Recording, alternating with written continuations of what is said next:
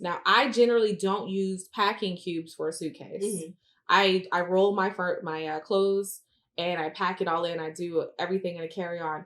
I feel like packing cubes take up way too much space in a rollerboard. Oh, no, no. So sorry, I had to think through this. Okay, it depends on the rollerboard you're using. So I've been using your Monos bag. Let me tell you. Mono says they are the apple of luggage. I'm not super like psyched on them. So Missy bought this expensive bag and used it once and then hasn't used it again. And then I borrowed it for one trip. And now Mhm. I'm on several months trips that I've taken this bag and used it. And I get your concern with using a packing cube because I'm dedicated to my packing cubes. Right. I always use them, but you cannot make it work in those. So one thing about the Monos bag, and this happens with a lot of the new hard side Mhm. suitcases, is that they do the internal structure. So the handle that pops up in the old school like fabric bags, the handle, Yeah. like the actual casing was on the outside of the bag, which means, and it sounds so like, oh, you're really getting into the weeds here. But the reason why that's important is because if the handles are on the outside of the bag, it means that inside it's a smooth, flat surface. Whereas when you open that bag, it's got rounded corners, which cuts off a little bit of your spacing. Mhm. Then it has the internal structure, which cuts your bag into now you have thirds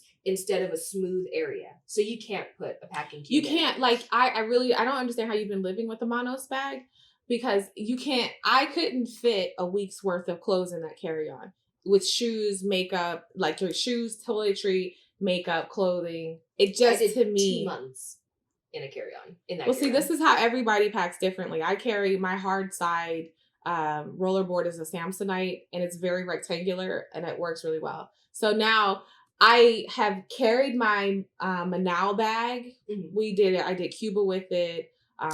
When I was in overseas, I used to do rotations, battlefield, they call it battlefield circulation, where I would go and visit different sites. So it was on me because I was flying military aircraft, helicopters, that kind of thing. So it made it through those trips. Once you get used to packing in a certain bag, you have a really good idea Yeah. of what fits where. So you're already prepared. Yes. Right now, I'm going to pack in her Timbuktu, but it's structurally different than any bag I've used. So now Hmm. I'm really concerned with, am I going to be able to fit all of my clothes in there? Because it's 28 liters, Yeah. which, I this so the challenging thing is that there's no bag that you pack in and you immediately get a feel for it. I do think it takes about 3 trips. Because the first trip I took with the mono suitcase is that I thought, oh no, I'm gonna make packing cubes work in here. And honestly, it just didn't work.